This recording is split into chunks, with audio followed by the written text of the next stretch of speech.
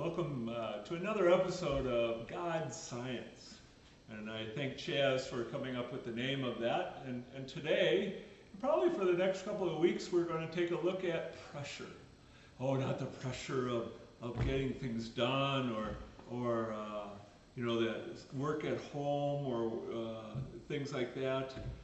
It's actually due with the air molecules that are surrounding us. So I want you to picture you standing there, and actually if you think about it, we are standing on the bottom of an ocean of air. I mean, think about this, and some of you, and you know how I like the pool and stuff, and there's been many times that I've gone to the bottom and sort of stood on the bottom of the deep end, and just looked up, and I look up and I'm surrounded by water. And that water is pushing down on me. And it's the same thing here too. And sometimes I can feel that pressure in my ears and things like that. It's the same here. Right now I am standing on the bottom of this ocean of air. If we just look up and not picture the ceiling, but if we were outside, we have all these air molecules resting on us, and we're carrying them. And we carry them throughout the whole day, and we're going to give you a fancy number later on, not today, but it's actually a lot. And no wonder why we're tired, at the end of the day, because we've been carrying around this column of air molecules all around us. And in Peru, we are at about 600 feet above sea level. And so we have a certain amount of air just, that we're carrying around above us, on our head and on our shoulders and every part of our body. If we go to a mountain higher up, say that's 5,000 feet, or actually my dad lives at 7,000 feet, the pressure is different there because there's less air molecules. We're just higher up, there's less air that I'm holding up. So in a sense, it's less pressure. And the definition of pressure is just the number of air molecules hitting you. And so if we have less air molecules hitting, therefore we have less pressure. If I went to some place like maybe New Orleans that is at sea level or actually below sea level, there's more air, so more pressure. And so just think about that. Pressure is the number of air molecules hitting on you, the number of air molecules colliding. And it has a very important part, those air molecules. So one of the things that I would like you to always remember is that pressure always goes from high to low, always. So if I take this balloon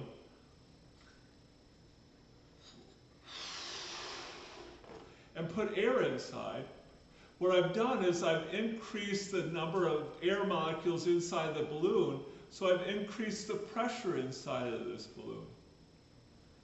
There's a certain amount of air out here, but there's greater pressure inside. So what will happen if I let go of this, the air molecules will just come out, and now there's equal pressure. There's equal pressure on the inside and outside. And sometimes if we take a pressurized can, you can see that. If we open it up, we just push the nozzle, things come out because there's greater pressure inside the can than outside. And the rule is pressure always goes from high to low.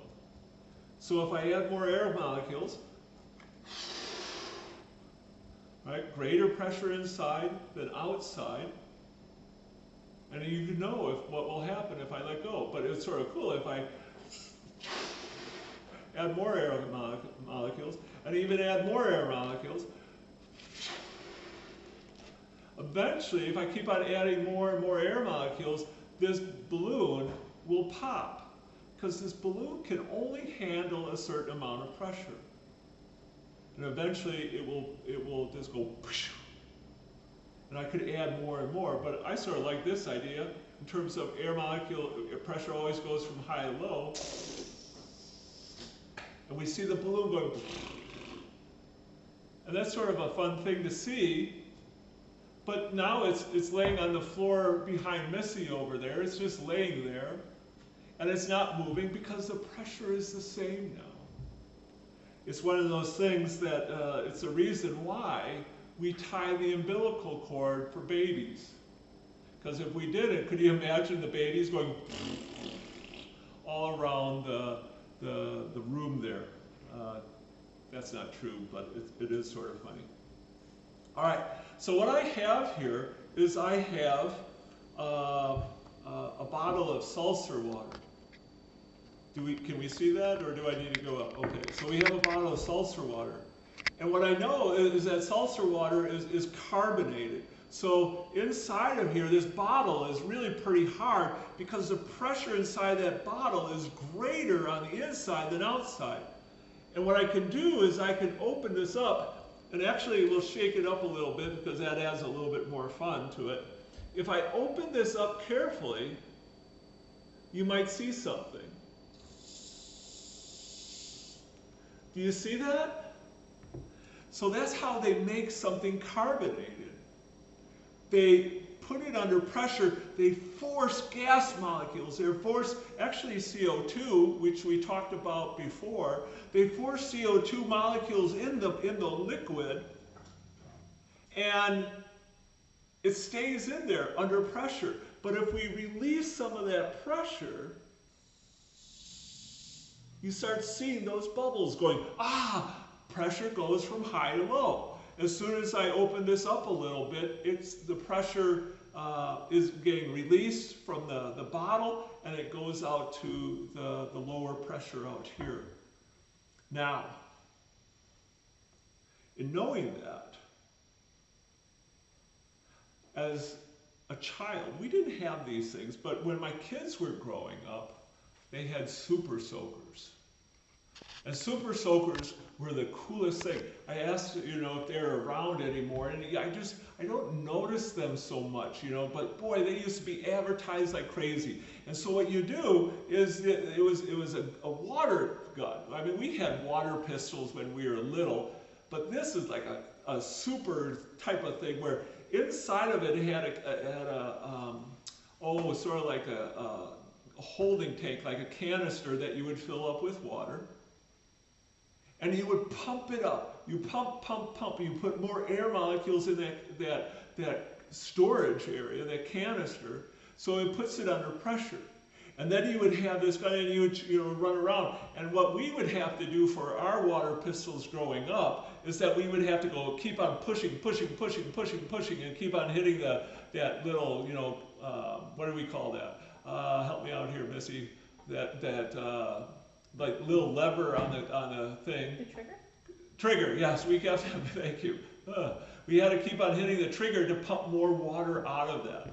But here, all you have to do with the super soaker, you pump it up, pump it up, pump it up, pump it up, and then you can just hold the trigger once and you can squirt all sorts of people. Well, they're really sort of expensive though. My daughters wanted them, and then they, had the little ones, and then they got bigger, and then they had you can wear the packs on, behind you, running around the neighborhood and just soaking the neighborhood. But here I went to Hy-Vee, and this one, I think those super soakers can get up into you can pay $20 and $30 and $40 and sometimes even up to $50 for a super duper super soaker. I spent at Hy-Vee 89 cents. Because I spared no expense for these God, experiments, these God science. Literally, I spared no expense. It just cost me 89 cents. And what I'm going to do is just carefully take this top off. Okay. And I'm going to make this a super soaker the science way. I'm going to trade it with a different cap that I put a hole in it. I drilled a little hole in there. It's hard to see, but I just drilled a little hole in there. I'm going to put that on, and I'm going to take my finger and shake it up, and watch what happens. Huh? How about that? You could soak a lot of people that way.